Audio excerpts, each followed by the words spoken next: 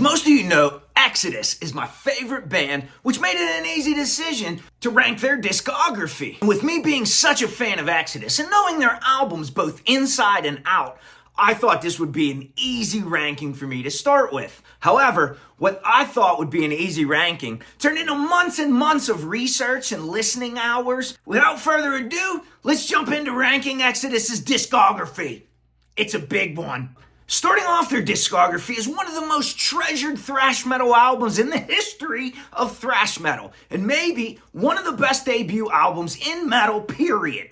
With April 5th, 1985, Bonded by Blood was dropped into this world, and it came into the wild riding on Baphomet. The lineup on Bonded by Blood would feature the amazing frontman Paul Baloff, guitarists the H-Team, Gary Holt and Rick Hunolt, bassist Rob McKillop, and drummer Tom Hunting. This is the only studio album by Exodus to feature Paul Baloff on vocals.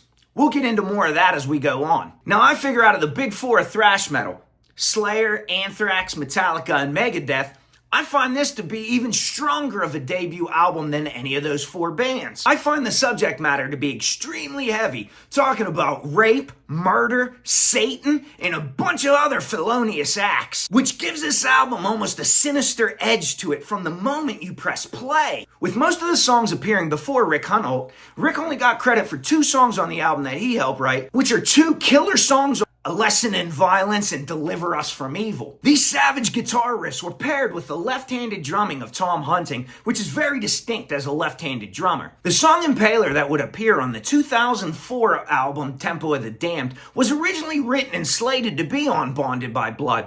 However, when Kirk Hammett from Metallica left Exodus to join Metallica, he took that riff with him from Impaler. The part where they sing Die By My Hand in the Trapped Under Ice song for Metallica, that's where this Impaler riff would be found. This album had a lot going for it. There's a lot of speed, aggression, and maybe the heaviest frontman of all time. Baloff's unique vocal style and his delivery with inflection, coupled with violent-ass lyrics and straight passion, makes this a landmark album in thrash metal. This album's pure debauchery, riffs just as demonic. Gary Holt went on the record in an interview to state that he recorded this album with a broken tremolo. Therefore, he was unable to do his signature dive bombs. Could you imagine this record with signature dive bombs all over it? It kicks ass just the way it is. How could it have been any better? Now, Bonded by Blood was originally slated to be named A Lesson in Violence. With this much violence in a title, the record label thought it might be best to delay the release a little bit while they could work it out and maybe come up with something a little less violent. And I'm thinking if this album wasn't so delayed, Exodus might be in the big 4. Maybe even a big 5, I don't know. But it kicks ass, and it deserves more credit than it got. This delaying of albums would be a bad luck that continually plagues Exodus through their first early years. This album's straight killer, no filler. So picking 3 songs off of this was really easy to find 3. However, it was really difficult to limit it to 3. 3 songs off of this masterpiece are A Lesson in Violence, Bonded by Blood, the title track, and Strike of the Beast. But honestly, the more I think about it, whatever song's coming through my speakers, that's probably my favorite song off of this album. Now, after recording Bonded by Blood and it was released, Exodus toured supporting this album for several months. While working on the material for Pleasures of the Flesh, Paul Baloff was having some difficulties getting the lyrics down, and some of the cadences were giving him some problems. Exodus went out and did a trial run with Steve Souza, who was the lead singer of the band Legacy at the time. As you might know, Legacy would go on to become what is now known as Testament. Steve actually excelled, he crushed it, so therefore Exodus happened to fire Paul Baloff and bring Steve Zetro Souza in to be the new lead singer on 1987's Pleasures of the Flesh. Zetro was the only member of the band replaced after Bonded by Blood, so the remaining lineup went into the studio to record Pleasures of the Flesh. Upon its release, Pleasures of the Flesh would peak at number 82 on the Billboard 200, so this is obviously a great album. But again, there was a bit of delay with this album because the album artwork this time was too violent. The prior album artwork to this one you see was a cartoon of Exodus being painted as cannibals and eating a bunch of posers for dinner. Apparently, the record label again found this too violent, so this release was delayed as well. Fun fact about this album, The actual skulls and bones you see here on the bar were actual real human skulls and bones. What the fuck is more metal than actual human skulls on your album art? You can definitely tell that the tone of the H-Team thickened up a little bit, and then you start coupling in Rob McKillop's bass tones too, and it really gets bogged down in the mix. I'm not sure how much of this bogging down in the mix is due to just the technological restraints of 1987. The more and more you add to the mix, the more the sound gets thickened and muddled, and I really have to pay a lot of attention to hear the instruments clearly. I think Tom's drums that were mic'd up sound terrible too, just due to the production and mixing.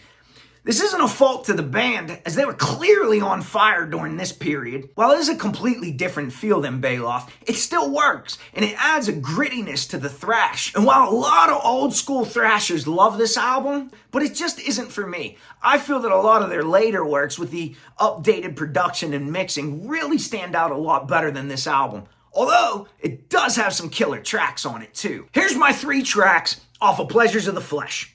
I'm gonna pick Parasite, Brain Dead, because that song's just so damn good live. So good live. And Faster Than You'll Ever Live to Be, where Exodus just pushes the gas pedal through the floor.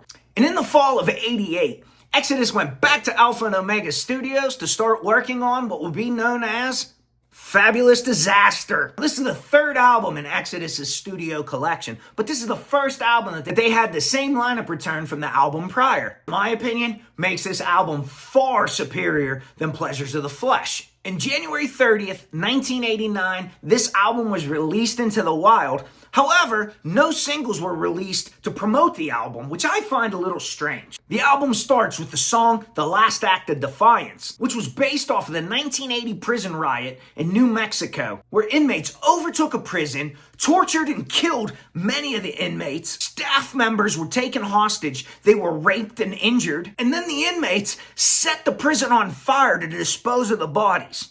Yeah, that's how Exodus chose to open this album. Yeah.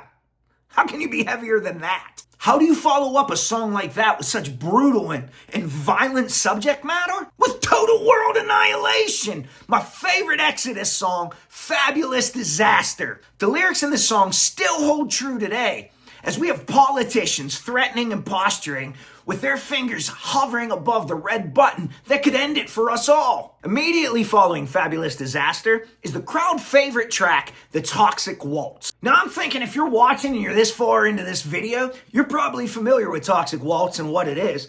But if you're not, The Toxic Waltz was written to document the violence that took place in the Bay Area during some of these legendary thrash times. We have this much carnage, and we're only a third of the way through the album. Now, this album also had 2 covers on it.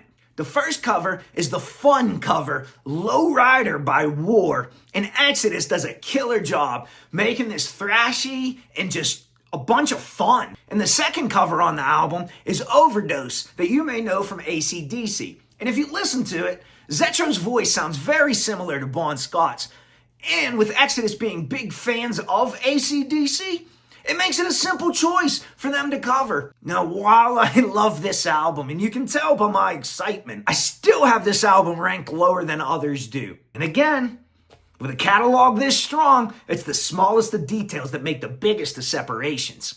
And this album had a really fun feeling to it, with the fun cover of Lowrider and the other fun song on the album, Cajun Hell. Also, the mixing and mastering is much better than Pleasures of the Flesh, and guitars are pushed forward, which I really enjoy. With Gary Holt being one of my favorite guitarists, and Rick Hunolt not too far behind him, I really like the guitars pushed forward. Keep it coming. My 3 favorite songs on this album are the first 3 songs on the album in succession, with The Last Act of Defiance, Fabulous Disaster, and the fan favorite Toxic Waltz. How can you pick anything else off this album? Impact Is Imminent was released on June 21st, 1990, and was Exodus' first record on a major label. After Fabulous Disaster, Exodus would sign with Capitol Records for a monster deal.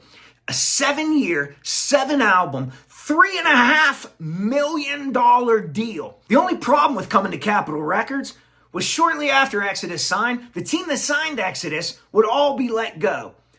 This means that Exodus had no support in their corner from their label. This would cause huge problems in the future and would explain a lot of the questions that I had and many of the fans probably have. It cleared up a lot. Now, Impact Is Imminent did place in the Billboard 200 at 137, and it would be the last time you'd see Exodus in the Billboard 200 until 2014's release, Blood In, Blood Out. Now, as in typical Exodus fashion, there would be some lineup changes.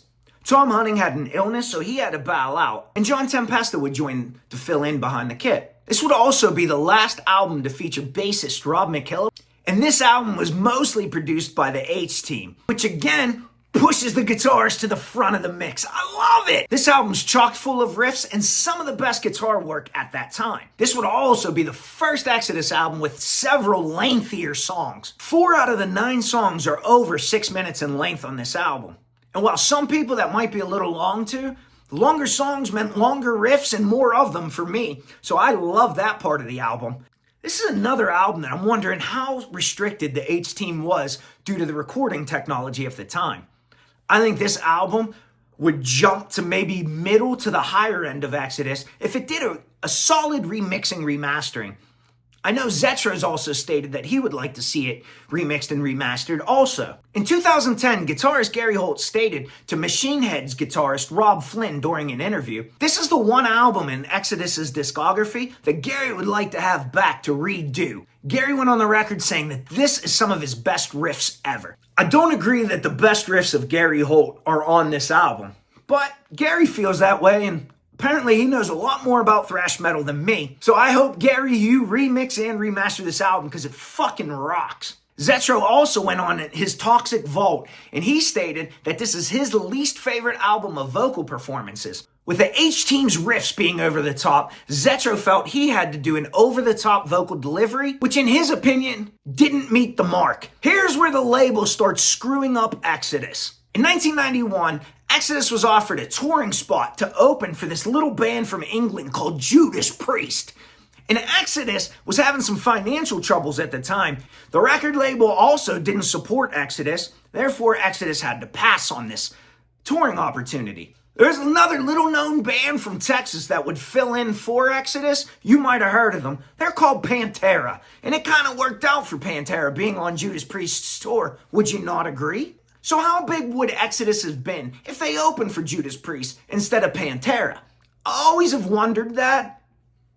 I guess we'll never know. My 3 favorite songs off of Impact Is Imminent is the title track, Impact Is Imminent, Heads They Win, Tails You Lose, and Thrash Under Pressure. One good thing with Capitol Records and Exodus is Capitol Records kept it consistent. They fucked Exodus over as much as they could. Now, 1992's Force of Habit would be the second album on Capitol Records, but this would be the first one without the A&R team that signed them. And now, with new management in place, they wanted a more marketable record from Exodus. Exodus had to send them a demo of each song before recording so the label could approve what Exodus wrote. This is the first album with bassist Mike Butler, who replaced Rob McKillop, who left, and this would be the last album that John Tempesta would be on behind the kit. This is also the only album in Exodus's catalog that isn't thrash. I don't care how you split it, this isn't a thrash metal record at all. In fact, I don't even consider this an Exodus record. I consider this an overpriced Capitol Records record. Like their previous work, Force of Habit also had 2 covers on this album, which were really, really strange selections. They had the Rolling Stones' Bitch and Pump It Up by Elvis Costello in the Attractions. Both really weird songs for a thrash metal band to cover. Now, Capitol Records did make some loose promises with Exodus, as far as I've read in interviews, that the Rolling Stones were going to be part of some videos or maybe some parts of this recording process, and I don't know what happened or why it didn't occur, but as you can see, we're just left with 2 shitty cover songs. And they're not shitty in the fact that Exodus didn't do a good job. They're just shitty songs to start with. So if you take a shitty song and you add some stuff to it, more than likely, it's just going to be shit with more stuff added to it. And while I find both covers better than the originals, like I just explained, it doesn't say much at all. And the tempo of this album is way slower than any of their previous 4 albums. And coming with the lowered speed also lowers this on the list for me too. They're thrash metal. Nobody slows thrash metal down. This isn't doom. Now, I only recently discovered the history of this album. I never really understood how much influence Capitol Records really had into their sound at this time. I don't think this album is a total waste. Hear me out, hear me out. There's some heavy moments, and some of the riffs are just simply phenomenal. With Me, Myself, and I, and A Good Day to Die having very similar song structures, each song has an amazing riff at the exact same spot, with about 1:30 left in each song. Go listen to it. It's just so good to me. And A Good Day to Die was written about a friend of Zetro's who took his own life. And he left a note that his mother discovered, and his mother let Zetro read it. And that became the inspiration for A Good Day to Die. And song Fuel for the Fire is about the invasion of Iraq back in 1992, which would again be a theme that would carry over to the 2004 album Tempo of the Damned, when the US would invade Iraq for the second time. I don't think Zetro's vocals fit this shift in style. I feel that his vocals felt restrained and uncomfortable, and I don't know what would have made Exodus comfortable on this album. The album feels like a force of habit, going through the motions just to meet contractual obligations with Capitol Records. And who wouldn't do that? Because it sounds like they were getting treated like shit. And as I said earlier, I feel that the problem is definitely all Capitol Records, with no blame to Exodus. Exodus didn't do anything wrong in this situation. They just followed the shitty advice from their record label, who supposedly had their back. You'll see, they didn't. During this time period, Exodus would play a show virtually across the street from Capitol Records, and Capitol Records didn't even have the gumption to send any of their employees over to support Exodus. What does that say to a band? You can't fault Exodus for changing their sound too much during this time period. This other similar thrash band named Metallica, which released the self-titled Black Album almost exactly 1 year prior to Force a Habit. The Black Album was a huge shift in sound from their previous thrash metal albums also. Another album that dropped only 1 month prior to Impact Is Imminent is Megadeth's Countdown to Extinction, which, if you know that album, is also slower, simpler song structures in favor of heavier weight. Apparently this is what happened at that time. I remember it. It seemed good at the time, but now that I look back on it, I don't like that time period as much. And most people don't take these factors when listening to this album. Shit, this isn't even Exodus, it's Capitol Records. This atrocious artwork that doesn't even feature the Exodus logo that we all know and love was created by Ralph Steadman, who was the illustrator for Hunter S. Thompson. Now, Exodus felt at the time that they paid an exorbitant amount of money for this great rendering of art that they would be taken more serious. I don't think that album art held up the way they thought it would. But that art wasn't the only thing that got wrong on this record. Therefore, it's a lower one for me too. Although I still found 3 killer songs on that album that pleased me. The 2 I already mentioned were Me, Myself, and I, and A Good Day to Die. My third selection would be One Foot in the Grave. Another great song. Exodus went on hiatus after this album. Who wouldn't, as bad as that one was? They returned in 1997 to release a live album. This live album would feature Paul Baloff on vocals. It would be the first time to feature Jack Gibson on bass. Early in 98, though, they would go on a second hiatus, which they would return back in 2001, same lineup.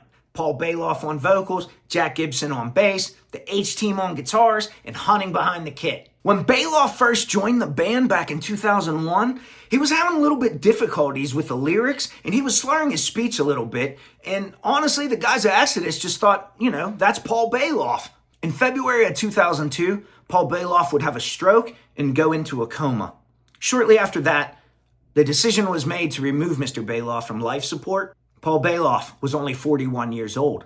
Most people thought that the passing of Paul Baloff would be the end of Exodus, but guitarist Gary Holt vowed to keep Exodus going on, and that he did. And after having demos sent to several different labels, Exodus was picked up by Nuclear Blast Records. On February 8th, 2004, exactly 2 years after the passing of Paul Baloff, Tempo of the Damned was released.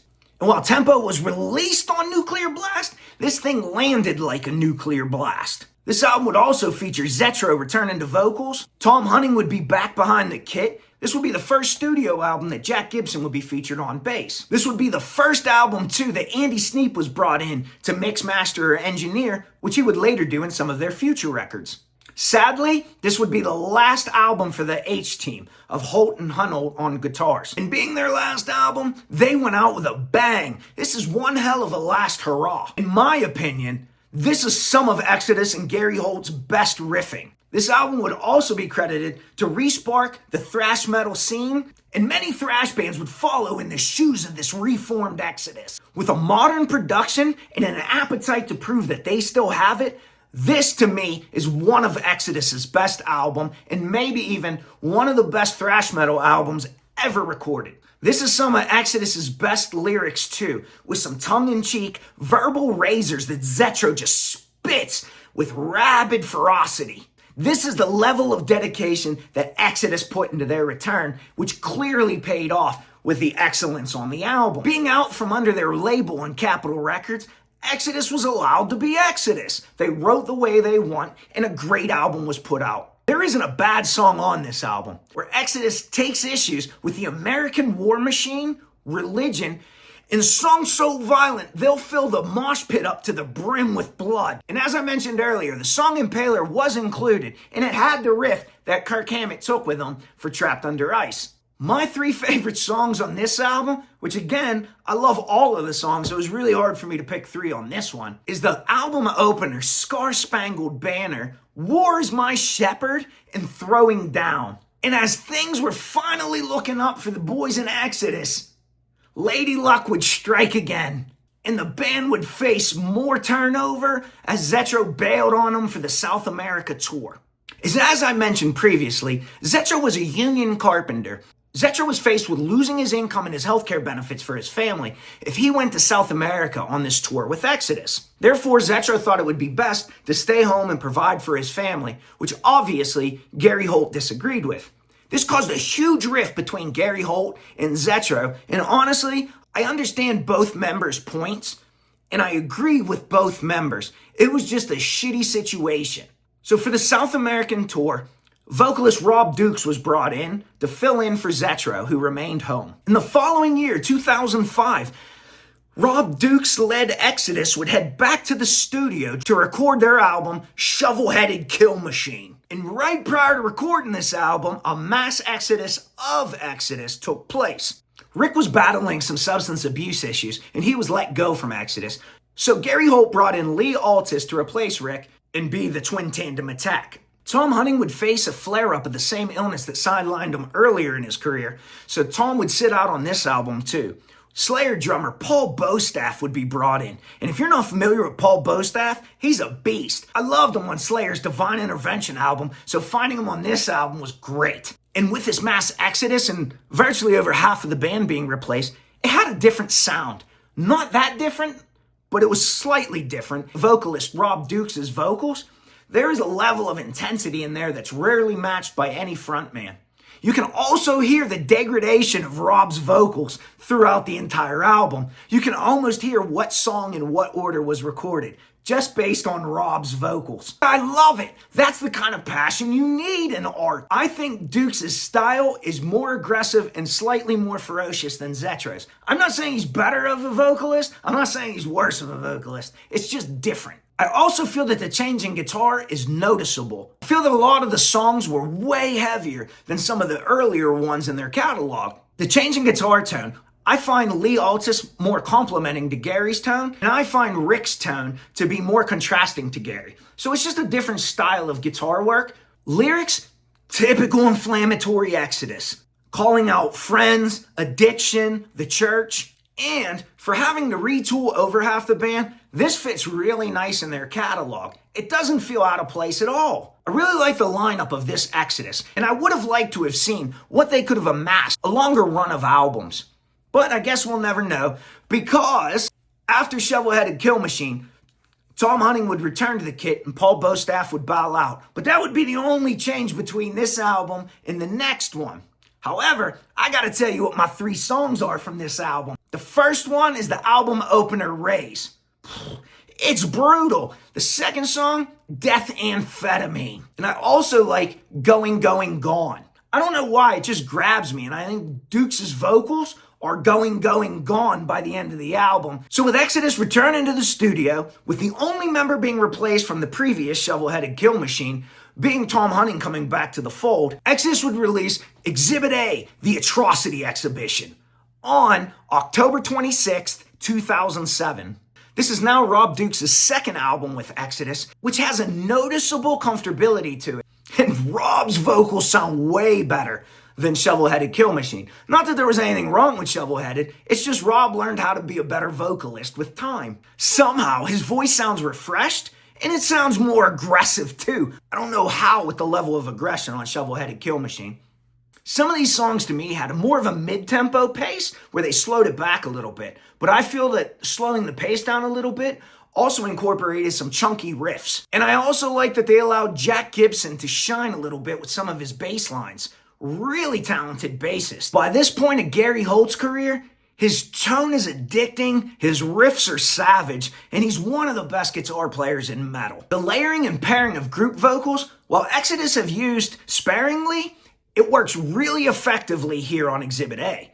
And during this point of history, the United States was fighting several wars on several fronts, which Exodus incorporated in their lyrics and song composition. Song lengths, again, are getting longer and longer, and I love it. Remember, longer songs means more guitars, and more guitars is always good, unless you listen to like pop.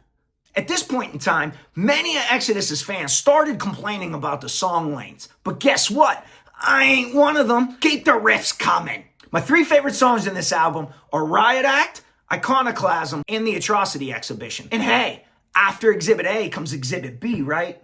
No, Exodus keeps you on your toes. This is where Gary Holt decides he wants to record Let There Be Blood, which is a re-recording of Bonded by Blood, which he hoped to do with Paul Baloff, but that was obviously not able to occur due to Mr. Baloff's passing. So Gary did the next best thing and made a tribute to Paul Baloff. He did it with Rob Dukes at vocals. I'm not going to review this album because it's very similar to Bonded by Blood. I don't think this album was needed. If anything, I wish Gary would have recorded other albums such as Impact Is Imminent or Pleasures of the Flesh. But I do see where Gary's coming from. But Bonded by Blood is Bonded by Blood, so therefore, I'm skipping Let There Be Blood. And on May 7th, 2010, Exodus would release the album Exhibit B, The Human Condition.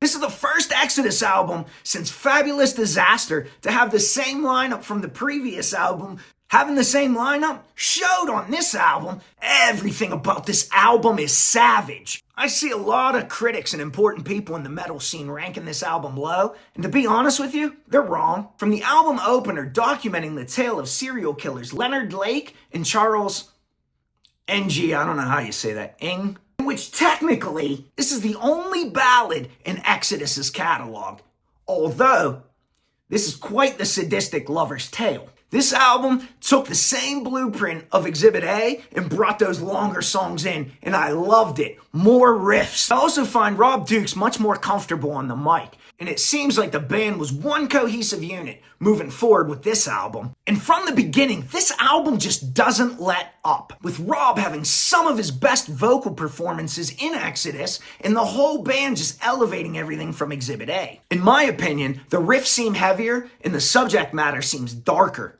which is exactly why this is one of my favorites. I like the fact that on this album, Exodus decides they wanted to be educational and just jam facts into your ears with utter violence. Historical accounts of school shootings, church corruption, government, and Hollywood's reality TV stars even get roasted. Nothing safe from the scorching of Exodus. And both Gary and Lee's tones are ruthless, and with Rob's vocal delivery, makes this one under-the-radar powerhouse in my opinion. There isn't a weak song on this album, but I have to pick three, right? So I'm going to go with the Ballad of Leonard and Charles, Class Dismissed, A Hate Primer, and Burn Hollywood Burn. But again, in typical Exodus fashion, there's more lineup changes for 2014's Blood In, Blood Out. There's 4 years between Blood In, Blood Out and 2010's Exhibit B. In 2011, Slayer guitarist Jeff Hanneman would become injured and unable to play several shows. At that time, Gary Holt would take a leave of absence from Exodus and head over to Slayer and help those boys out. In 2013, Jeff Hanneman passed away and Gary Holt became a full-on member of Slayer, which, how badass of a guitarist are you when Slayer's your side project? However, Gary would take time away from Slayer to record 2014's Blood In, Blood Out. The recording process for Blood In, Blood Out would start with the same lineup from Exhibit B. However, bassist Jack Gibson stepped up to engineer most of the album. The comfortability of Rob Dukes with Jack at the helm was completely different from Rob Dukes' comfortability when Andy Sneap was at the helm. Jack had a different approach than Andy did. That led to Rob having more difficulties with his vocals. Rob was fired from the band strictly as a business decision. Zetro was brought back in to complete Blood In, Blood Out. This is the only album to feature former Exodus guitarist Kirk Hammett, who left to join Metallica. And Testament's Chuck Billy, who was managing Exodus at the time, would also put in some guest vocals on this album. And while Exodus would trim the length of their songs down a little bit, they still remain lengthier than most thrash metal bands. This album would peak at number 38 on the Billboard 200 and become Exodus's highest charting album. My three favorite songs on Blood In, Blood Out are the title track, Blood In, Blood Out, Black 13, the album opener, and Salt the Wound. Exodus planned on releasing an album in 2017. However, that had to be pushed back due to Gary Holt's commitments with Slayer. The 2017 album was pushed back to 2021 and would later be known as Persona Non Grata. And while this features the same lineup from 2014's Blood In, Blood Out, 7 years elapsing between releases, time really took its toll, and this album feels way different than Blood In, Blood Out, even though it's the same lineup. And with so much time elapsing between the two, Persona Non Grata needed to be a strong album, and these dudes delivered. The subject matter is some of Exodus's darkest, calling everyone and everything out, to include doctors, pharmacists, the press, military officers, the church, and even the Grim Reaper. Zetro does his best impression of Frank Sinatra and croons the listeners with his tried and true tone. This may have been one of Tom Hunning's best albums. Song structures are different than several of their previous albums, and even former HT member Rick Hunolt returned for a guest spot solo on Lunatic Liar Lord, which also featured Heathen guitarist Craigan Lum. Craigan Lum filled in for Gary on several shows while Gary was away helping out Slayer. And I guess now's the time you guys want to know what my ranking of Exodus would be. Well, here we go. And even though I said there was a lot to like about this album, there's more that I dislike about this album. So in the bottom spot, we're going to have Force of Habit. That didn't surprise anybody, did it? My next to worst album is Pleasures of the Flesh. Like I said earlier, I just think the mixing and mastering was atrocious. This could really use some updated technology, and I think this album would move way up the list. Filling in after Pleasures of the Flesh is 1990's Impact Is Imminent. And while Gary feels that these are some of the best Exodus riffs, I highly disagree. I like his later work better. But still a good album. Following up Impact Is Imminent is 2014's Blood In, Blood Out. While this was Exodus's highest charting album on the Billboard 200, it wasn't mine. I obviously put a bunch of their albums way ahead of this.